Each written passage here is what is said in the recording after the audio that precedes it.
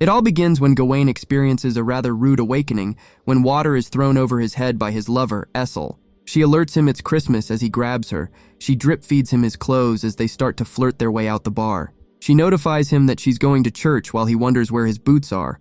A woman asks Gawain if he's a knight yet, to which he answers, no. He tries to get her attention by tossing a coin at her, which insinuates the kind of relationship they have. He leaves alone on horseback, but later meets Essel within the crowd of churchgoers. After teasing, he gives her a lift on his horse. He makes his way home, and from the looks of things, his family is well off. His mother asks him of his whereabouts the previous night, but he lies, telling her he's been to mass.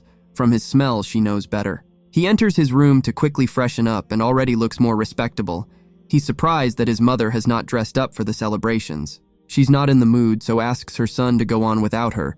He arrives at the king's palace where the party is in full swing. Concurrently, his mother makes her way to a spiral tower where she begins to cast an enchantment on the king and queen. This gives her control of his mind, so she makes him call Gawain to his side. As they discuss, it is revealed that his mother is sisters with the king. His uncle apologizes for not showing interest in him and wants to use this time as an opportunity to build bridges. He asks Gawain to tell him a story from his life so he can know him better, but he doesn't have one to tell. The queen corrects him by adding "yet" to the end of his sentence, in hopes that achievements will come in the future. As the king stands up, Gawain's mother simultaneously puts on a blindfold and starts controlling his speech to the people gathered. She also starts to write a letter, while the other witches start placing items inside a stick circle. She seals the letter and places it in a skylight. It levitates before it bursts into flames as the king's speech ends. The embers of the letter fall into the circle and a plant sprouts out.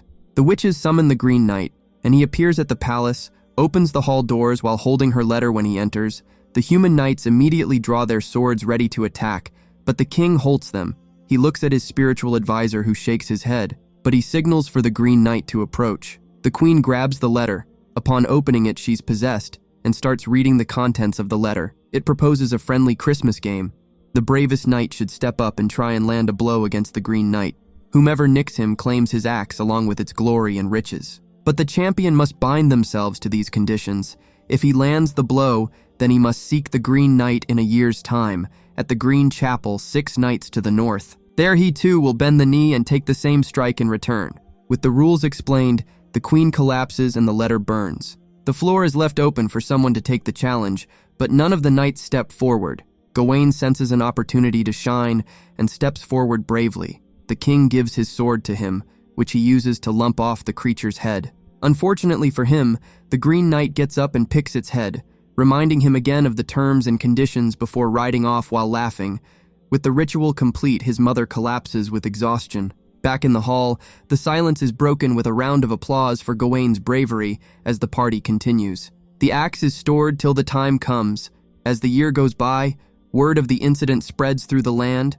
A puppet play is even made about it, but it ends with Gawain losing his head. Essel asks if he's scared, to which he answers no. He has a portrait of himself drawn as he's a celebrity now.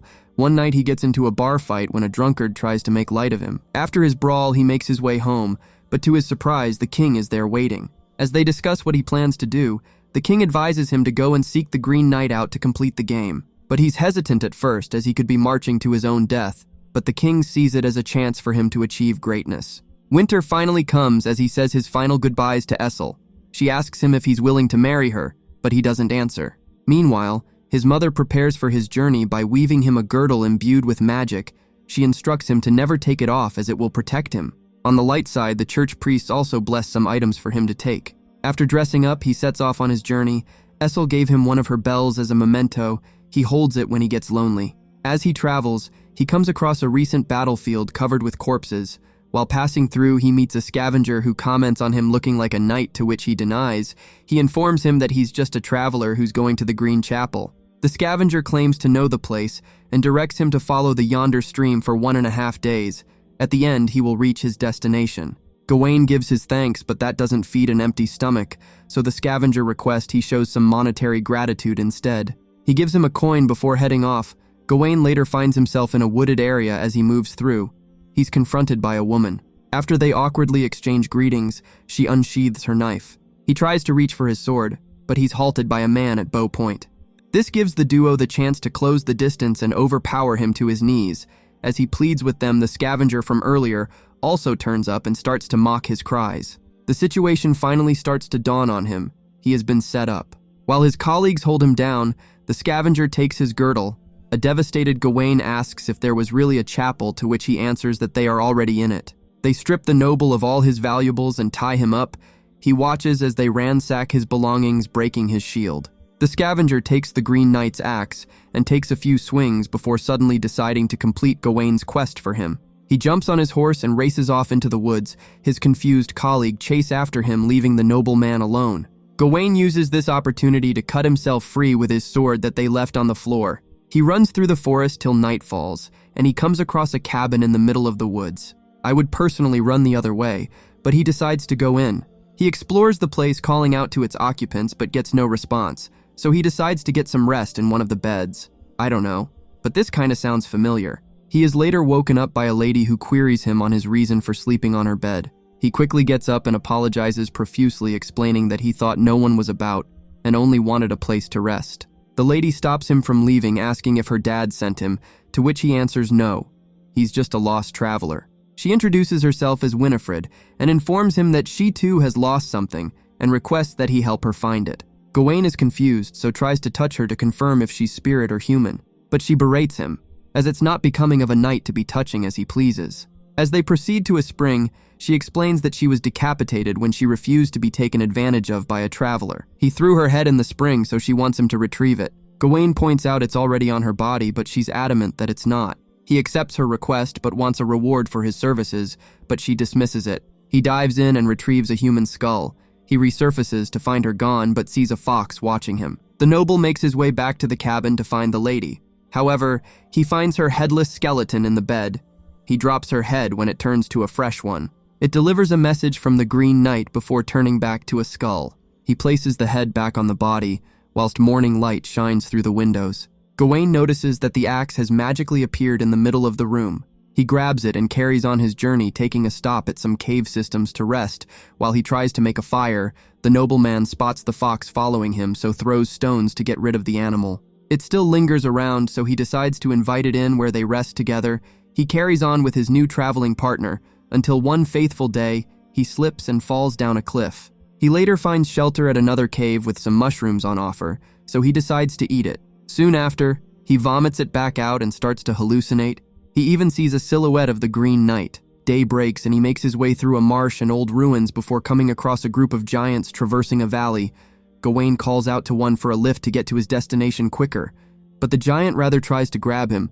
The fox comes to his defense by howling, which stops the giant in its tracks. The rest also stop and respond with a howl of their own before setting off. Night falls, and an exhausted Gawain stumbles through the rain as the fox directs him to a castle. He knocks on the door and collapses on the floor as the door opens, where the lord of the castle welcomes him. The following morning, he wakes up to the lord softly singing while pressing his forehead with a cloth. Gawain gets startled, but he's reassured that he's safe and among friends. He asks of the day, so the lord alerts him it's the 21st of December, even addressing him by name.